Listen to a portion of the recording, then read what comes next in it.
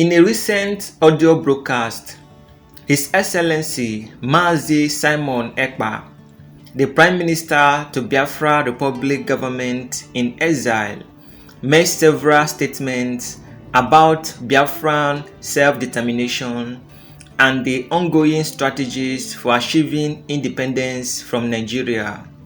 He addresses recent events, criticism, and positions regarding figures involved in Nigerian politics, such as Bianca Ojukwu, and expresses frustration at perceived betrayals or opposition to the Biafran cause. Simon Ekpa addresses Biafrans regarding recent events, criticism, threats by zoo governments, betrayal and opposition to the Biafran cause. Simon Ekpa's central focus is on the significance of the upcoming Biafra Convention scheduled for November 29 to December 3, 2024 in Finland. This event, he says, will be pivotal in finalizing steps towards declaring Biafra as an independent state on December 2, 2024.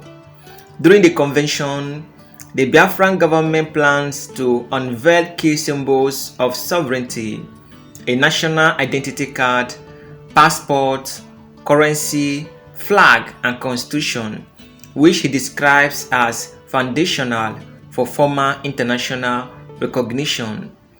Simon Ekpa also issues a strong ultimatum to the Nigerian government, criticizing its treatment of detained Biafrans and framing Nigeria's judiciary as unjust and oppressive, particularly for people from the southeast.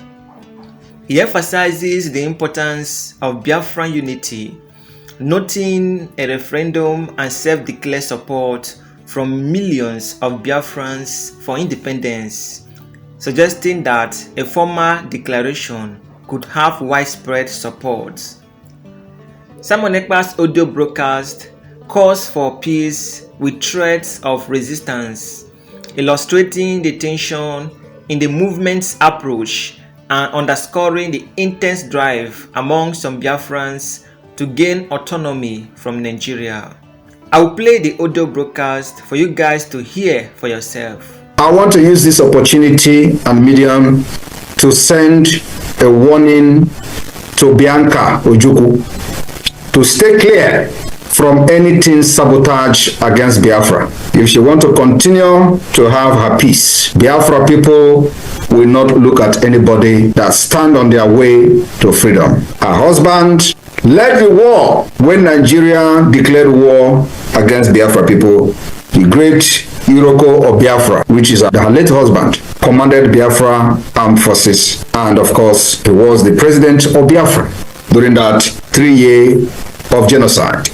So we are not going to trade our freedom for anything political position, because a lot of people have expected me to react on the so-called frivolous appointment of Bianca Ojukwu. The reason I have not reacted is that it is not my business. And I believe it is none of Biafran's business. She is a politician.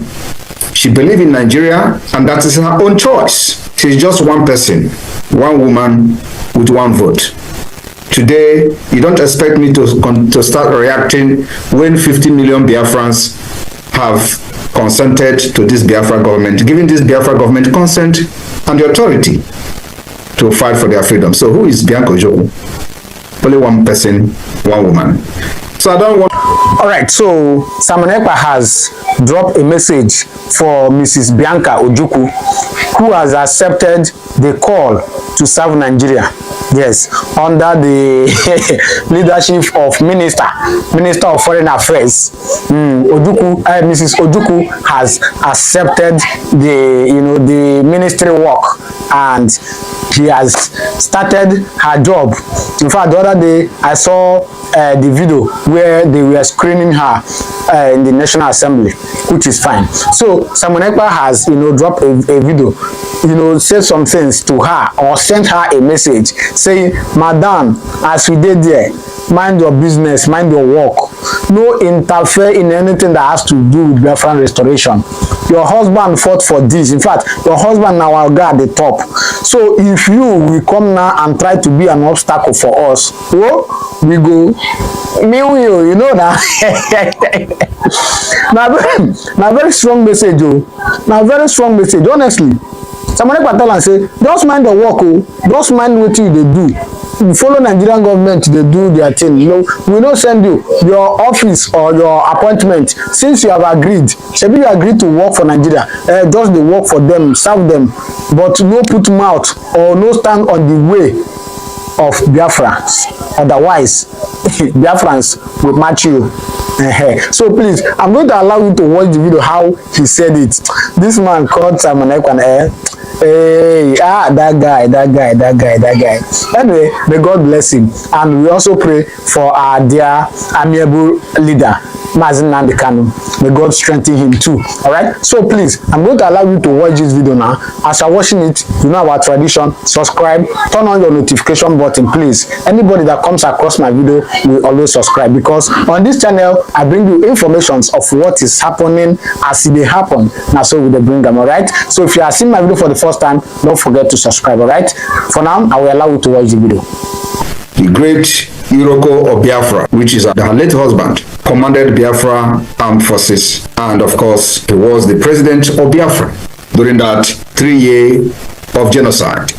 So, we are not going to trade our freedom for anything political position, because a lot of people have expected me to react on the so-called frivolous appointment of Bianca Ojukwu. The reason I have not reacted is that it is not my business.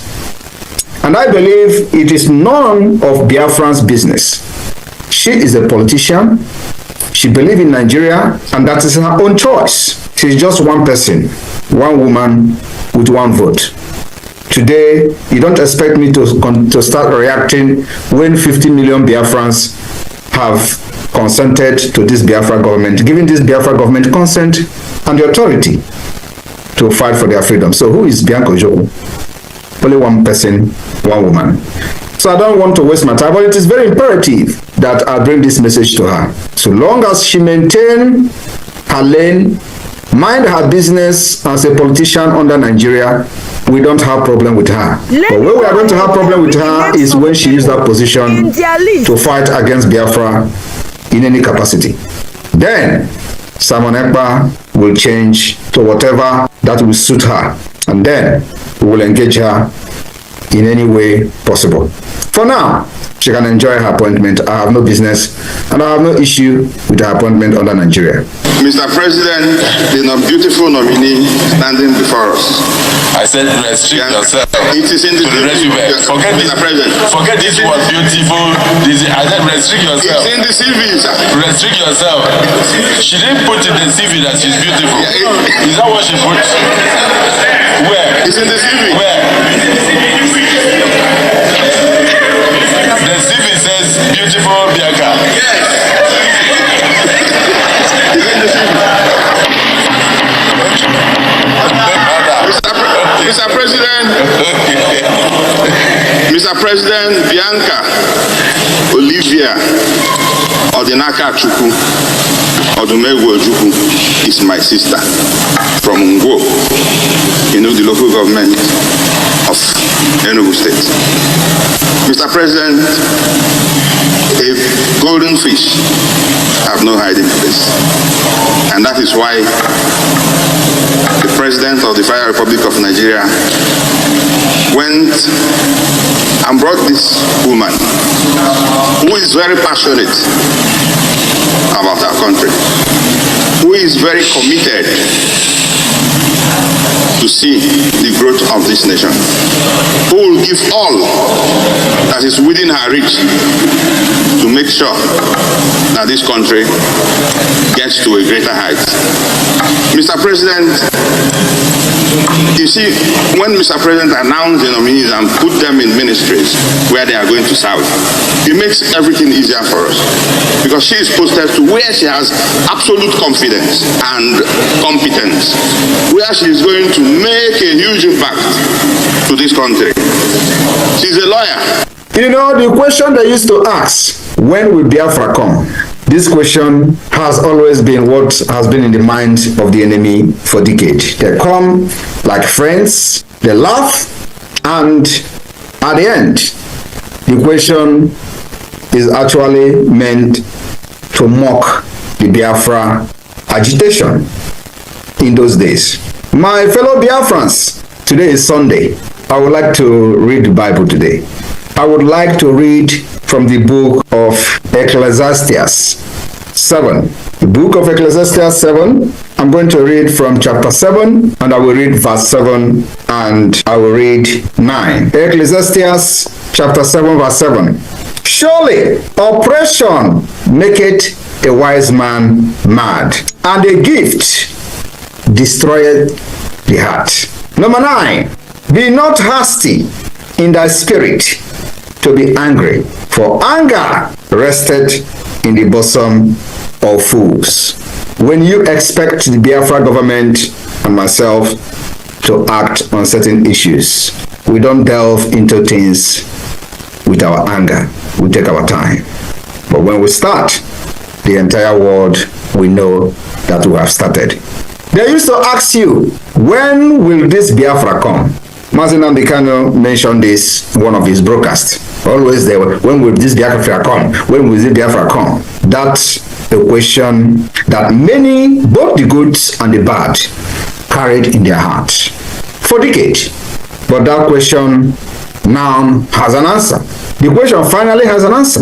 And the infinite answer will come on December 2nd, 2024. My fellow Biafrans, as we continue to put in place the delegitimization of the Nigeria terrorist state within Biafra land, we are taking it one step at a time. We are not in a hurry. This is a fight that have taken the life of millions, and we've fought this for over 50 years. The Biafra government 72 hours ultimatum to return all the Biafrans that were kidnapped from the old eastern Nigeria and taken to northern Nigeria and other part of Nigeria to detain. Many of them have been detained for many years without trial. That 72 hours ultimatum ends today. And we have seen reactions from different courts.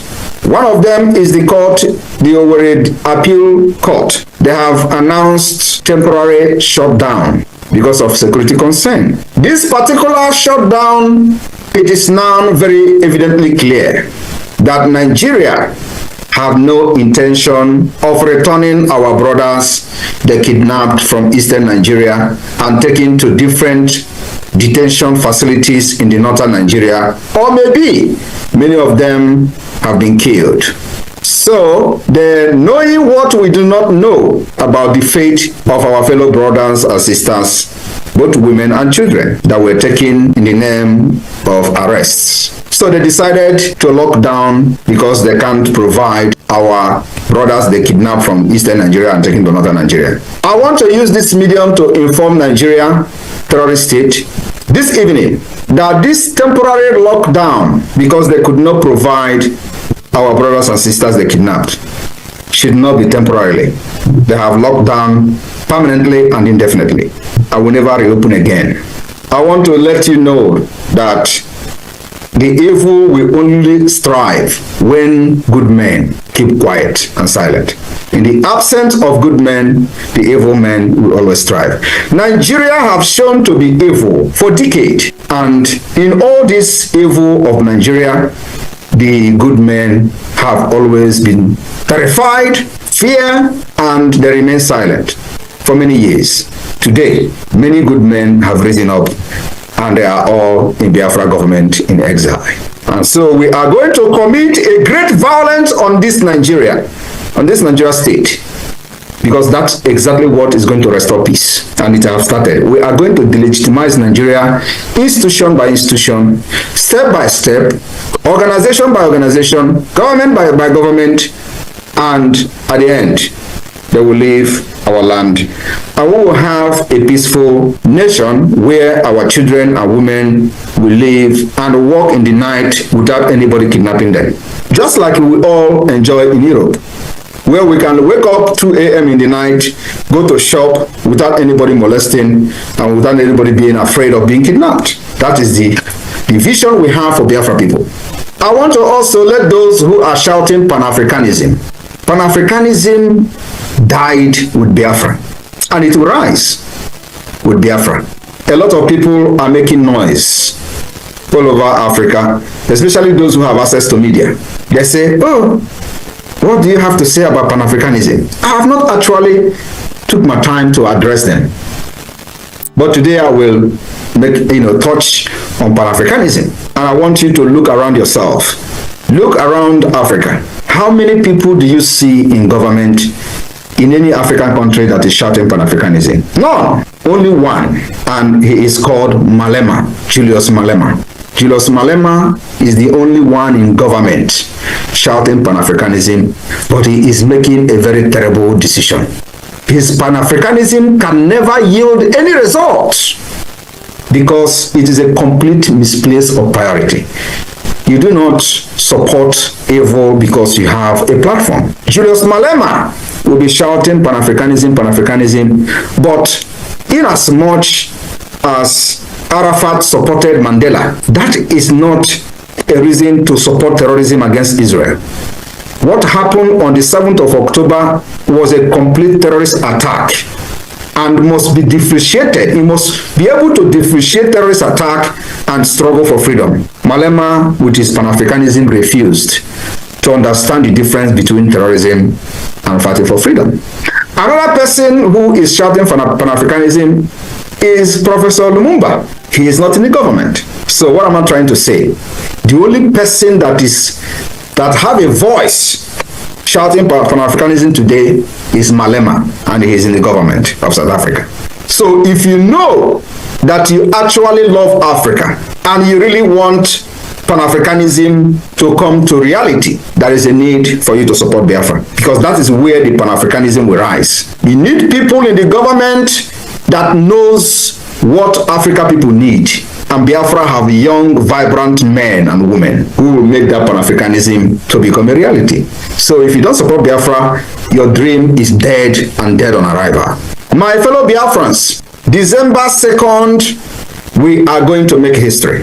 This December 2nd is sacrosanct in the history of Biafra, as we are going to fulfill our destiny on that very day. The heaven and the earth will stand still to witness the occasion. The sun will bear witness, and the enemies will tremble before us as the world behold the emergence of the United States of Biafra on international stage. For decades, Biafra have stood firm, fearless, resilient, and unwavering against Nigeria, terrorism, and oppressors. Today, we on the brakes of the new era. We are ready to claim and reclaim our destiny and officially restore Biafra as an independent nation. This isn't just the culmination of journey. It is fulfillment of a dream that our ancestors and heroes set in motion long time ago, between 1967 and 1970. Their vision is now our reality, and every Biafran alive today is part of this historic legacy.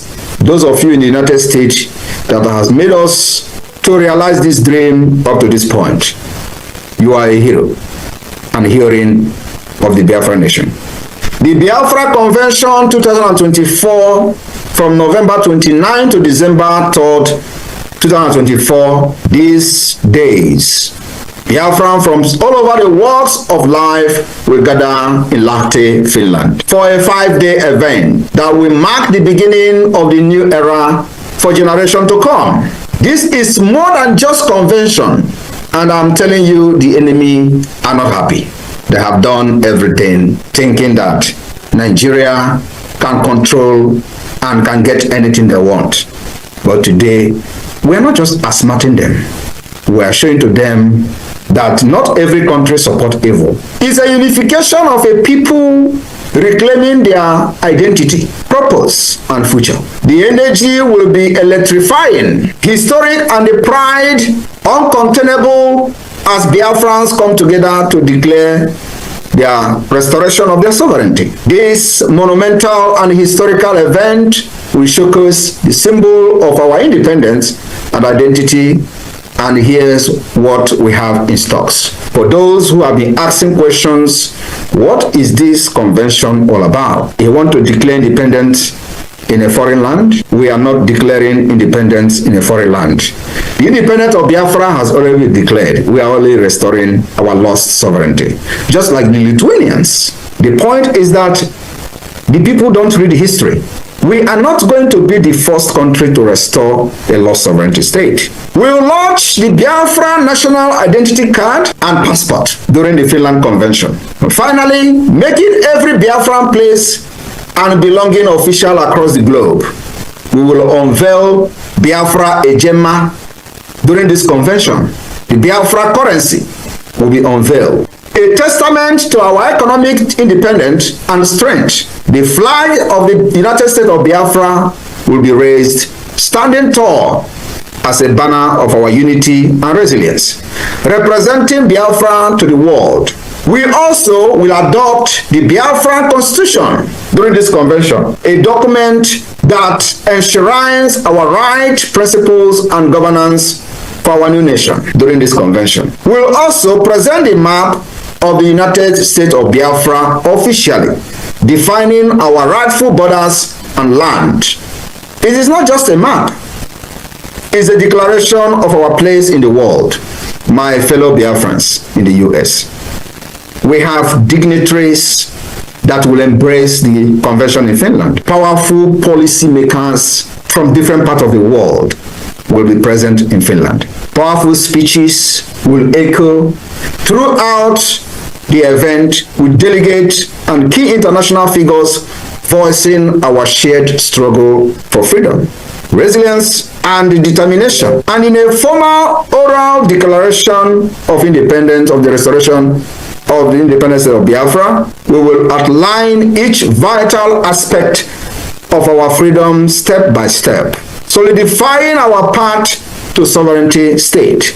This convention will also feature national debate on the issue that matters most to our new nation, uniting Biafrans from all backgrounds, representatives from across the 40 United States of Biafra, delegation from the different countries where Biafra has their liaison offices, and vote on bills creating the legal backbone of our nation.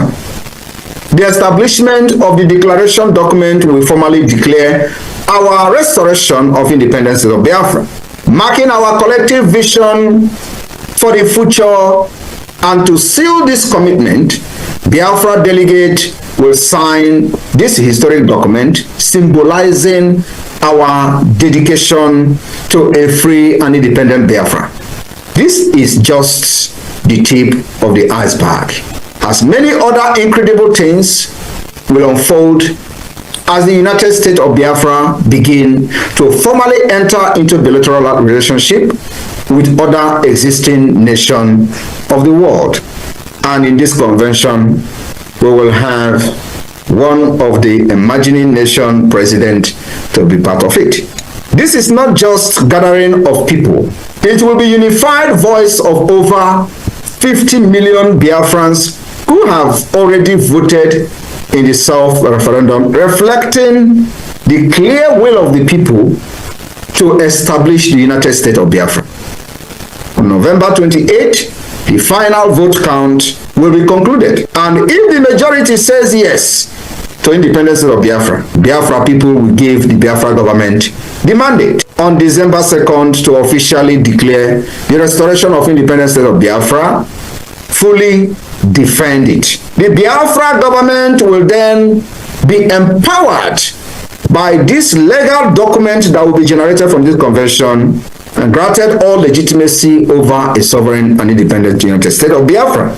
This whole world will be watching, and the history awaits us all. I want you to understand that once this document has been generated and the Constitution of Biafra is voted on, which is a continuous document, a living document from the 1967 to 1970, the battle for the recognition of Biafra will then begin. At the same time, the legitimization of the Nigeria state within Biafra land will enter gear 10. And as that is happening, we will continue to make sure, like the court have shut down today, we will not have any single Nigerian representative from that institution, because what they have done to us will take us decades to recover. They have brought, the judiciary have brought anarchy, insecurity, and what have you in Biafra land. And the earlier we eradicate them, the earlier we evict them, the better for us. Biafra government have already laid down all the principles and mechanisms to begin to set out the judiciary of the Biafra government. It's going to take us time. If you think that this is going to be easy, think again. But let me tell you, we have every template, step by step. During the broadcast, Simon Ekpa, a controversial Biafran agitator and current Prime Minister of the Biafra Republic government in exile, opened up with a greeting, respectful of everyone's time zones and when they might catch the broadcast, which felt like his way of making a connection. He wasn't just talking to random listeners, he was speaking to his own people. And he wasn't alone in this journey either. He had people eagerly listening, waiting for him to lay out his perspective, his warnings, and his plans. The first part of his message was direct, aimed at a prominent figure, Bianca Ojukwu, who was recently appointed as the Minister of Foreign Affairs in the Nigerian cabinet. She is the widow of Chukwuemeka Odumegwu Ojukwu, the famous leader of the Biafra movement. When Simon Ekpa addressed her, it was with weight. He essentially told her to stay out of anything related to the Biafran cause if she wanted peace. He didn't mince words, he was bold, saying that if she became a roadblock to Biafra's freedom, the movement wouldn't hesitate to move her out of the way. Bianca, having accepted a role in Nigeria's Foreign Affairs Ministry, has sparked some controversy among Biafran supporters. To them, her decision felt like a betrayal, a step away from the Biafran struggle. But Simon Ekpa clarified that her political choice weren't his business, nor did he think they should distract Biafrans. He wasn't going to waste his energy on her decision, as he saw her as just one woman, one voice, and one vote. And that didn't seem to carry much weight for him compared to the millions behind the Biafran cause. Simon Ekpa didn't stop there. He quickly moved into heavier topics. He spoke about Biafra's fight for freedom, the obstacles, and the ultimate questions that everyone seems to ask: when will Biafra come? That question, as he said, has lingered in the minds of both supporters and adversaries for decades. And finally, Simon Ekpa revealed what felt like a bombshell: a date. He announced that on December 2nd, 2024, something significant would happen. Biafra would take a formal step forward, a definitive move that the world couldn't ignore. Simon Ekpa painted a picture of this date as almost sacred. He described it as a day when both heaven and earth would stand still and the world would witness the rise of the United States of Biafra.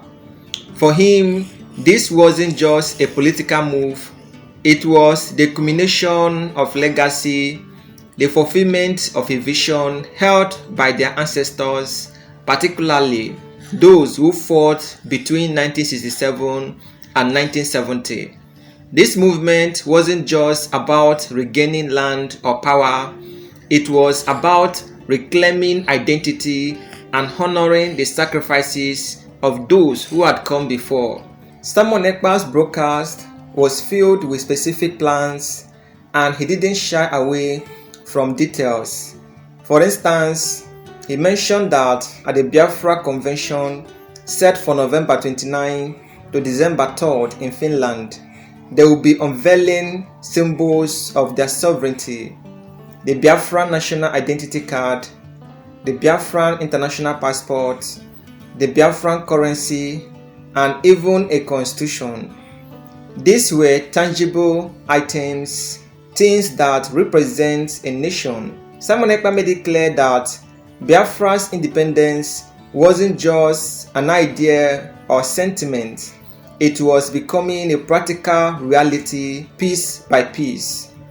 To many Biafrans, this announcement would have felt like a long-awaited step towards legitimacy, and Simon Ekpa stressed that this movement wasn't isolated or unsupported. Over 50 million Biafrans had already shown support in a self-referendum.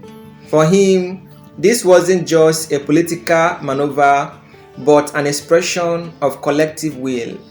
But there was another side to his broadcast, one that touches on the real-world struggles and sacrifices of Biafrans.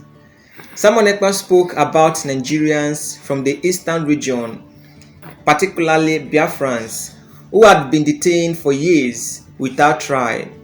He set a 72-hour ultimatum for their return, expressing frustration with the Nigerian government's handling of the matter. He highlighted the recent closure of a Nigerian court, a reaction he interpreted as an attempt to dodge accountability. In Simon Ekpa's view, this wasn't just a bureaucratic matter, it was symbolic of the Nigerian state's oppression and unwillingness to answer for injustice against Biafrans. His message to the Nigerian government was chilling and direct. They should keep that court shut down indefinitely. Simon Ekpa wanted it clear that Biafra's government in exile would challenge Nigeria's presence in the East, institution by institution. The goal wasn't just political independence, but creating a state where people could live freely, safely, and with dignity.